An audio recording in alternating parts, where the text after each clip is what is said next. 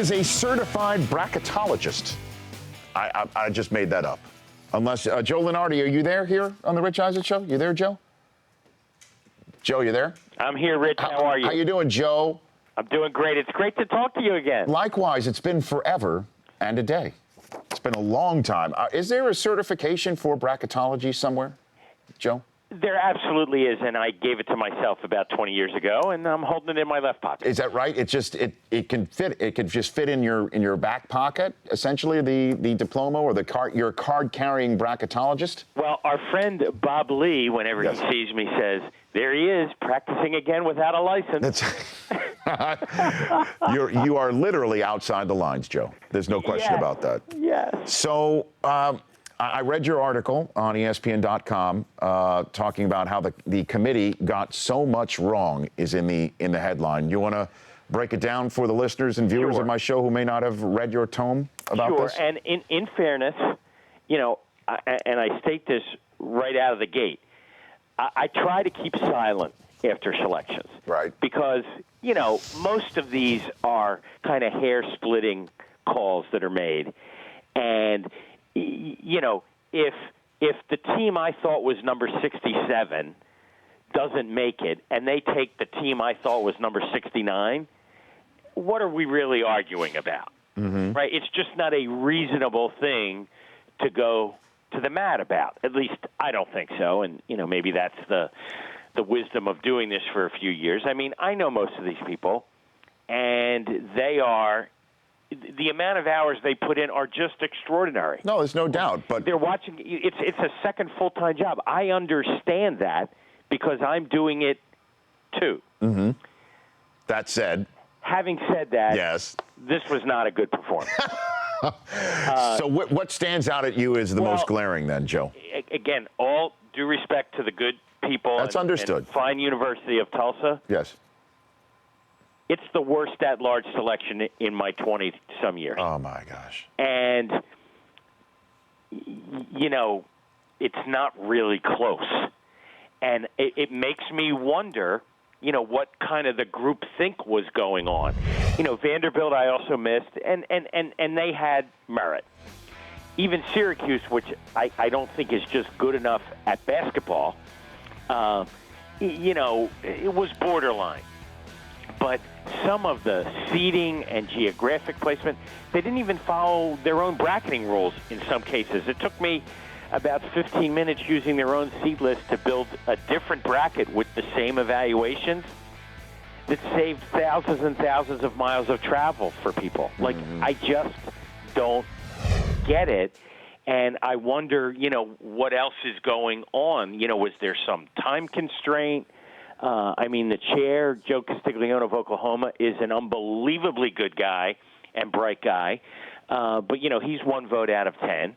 And I'm starting to wonder if maybe the composition of the committee has somehow, moved away from people who truly get the nuances of the process and are good at identifying the outliers with some of the data. I mean, we all know the flaws of the RPI. It's not a great metric, and there are many others that are...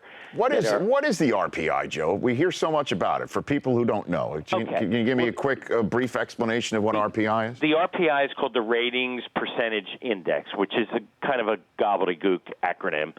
And basically, it's a tool the NCAA doesn't use just in basketball. It's in every sport to measure...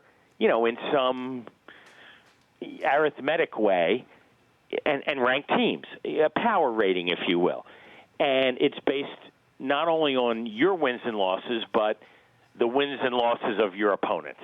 In fact, it's based a little bit too much on the wins and losses of your opponents, and I think most people would agree with that, even at the NCAA. And it has outliers. Any data system has outliers. Sagarin, Ken Pomeroy, Uran Henrietta, however they want to rank teams. And Henrietta has been an outlier for decades in my family, though, Joe. Well, nothing to do mine with the too. And it just, they apply some criteria this way, but then don't apply it over here. Mm-hmm. And I just think there's too much at stake to be that far off. So what's the fix, Joe? I'm on with Joe Lunardi of ESPN. I've got about 5 minutes left with you before my break hits. Well, they're not likely to, unilaterally hand over the process to me. So that would be the fix. But I have offered to do the NCAA for a six-pack and a pizza and throw in the NIT, no extra charge. And they've said what to that? Oddly enough, no. Enticing offer. And I'm just hopeful that, maybe it was just a bad day. Mm-hmm. But I have noticed some slippage in the way non-power conference teams have been evaluated in recent years. Yeah, I want to hit on that because you got 65 of 68 teams correct this year. Do you think some people in whatever room was taking into account said these teams are maybe deserving and they would maybe get a glass slipper on their foot for a round or two, but these other teams are bigger conference teams that might get eyeballs on a television set? Joe, do you think that was at all taken into account? I'm going to go in the camp of faulty judgment and not power politics, in part because I think it's easier to fix faulty judgment. Mm-hmm. And I do believe that they go in there with the best of intents. But just as an example, St. Bonaventure, there isn't a single season in the however long I've been doing this that a team with their resume would have been left out. Not one time. So who's wrong? The people who've been doing it and applying criteria in a certain way for 20 years, or this time? I think you have to go with the evidence and say their judgment was off. And we've started to see it with non-power conference teams in recent years. Temple was absolutely a tournament team last year, didn't make it. SMU, a big school but outside of Power 5 football, was ranked 23rd in the country 2 years ago, and they didn't make it. These are kind of known criteria that coaches and athletic directors and league officials have been pointing their teams toward, as long as I've been doing this. And how long was it that I was on TV with you doing this? Yeah, right. So, if they're going to change up the criteria, that's within their right. But they can't do it after the fact. They can't change the rules of engagement to fit some new paradigm after a season's been concluded and teams have kind of put they've answered all the questions on the test. So I've got Jim Boeheim, last question for you. I've got him coming up in hour number 3, and it does appear that the selection committee took into account the 9 games that he wasn't there and the 4-5 record that was posted against opponents that normally would not be on the resume as a loss for a team that makes the tournament. It looks like they took that into account. Do you think that was a valid reason? I think it's the wrong reason. I think Syracuse demonstrated with Jim Boeheim that they weren't good enough. They lost 5 of their last 6, including playing badly against teams they're better than. You can't just say, well, they should be better because, they have Jim Boeheim and they have all these great players. Well, if they are, then why didn't they win more games? Until someone answers that question satisfactorily for me, I'm not buying it. And you can say, and Coach Boeheim and I have gone around the corner on this a couple of times, and sometimes have evaluated him right and sometimes wrong. Would Syracuse beat Monmouth best of 7 on a neutral court? Probably.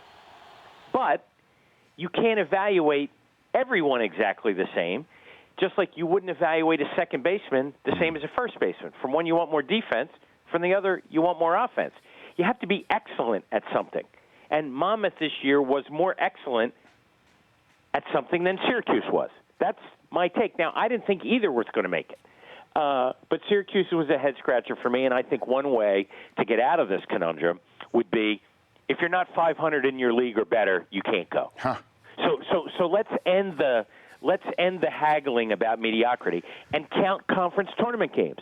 So if you go in 8-10 and you get on some deep run, great. You play your way to 10-10, and then you're in. Joe? But if you're 8-8 and you lose like Syracuse, sorry, you're out. Joe, I appreciate the time. It's been too long. Let's chat sooner, okay? You bet. Thanks for having me. You bet. At ESPN Lunardi. The Rich Eisen Show, weekdays at noon Eastern. On Audience.